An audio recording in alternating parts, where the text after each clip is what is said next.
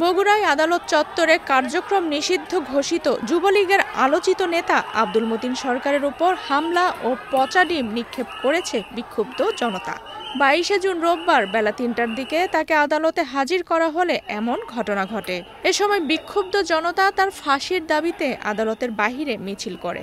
এদিকে কড়া নিরাপত্তার মধ্যে তাকে বগুড়ার সিনিয়র জুডিশিয়াল ম্যাজিস্ট্রেট আদালতে হাজির করা হলে বিচারক মেহেদী হাসান তার ৬ দিনের রিমান্ড মঞ্জুর করেন। এর আগে গত বছরের ৪ আগস্ট শহরের স্টেশন রোডে সেলিম হোসেন নামে এক ব্যক্তিকে কুপিয়ে হত্যা মামলায় তাকে ৭ দিনের রিমান্ড আবেদন করেন মামলার তদন্তকারী কর্মকর্তা ডিবি পুলিশের এএসআই আবু জাফর।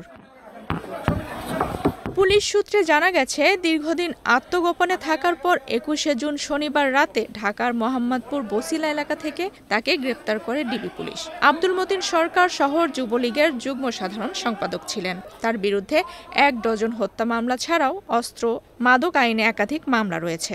গত ৫ আগস্ট ছাত্র জনতার অভ্যুত্থানের পর নতুন করে একাধিক হত্যা মামলায় আসামি হওয়ায় তিনি পলাতক ছিলেন। নিউজ ডেস্ক, বাংলাদেশ প্রতিদিন।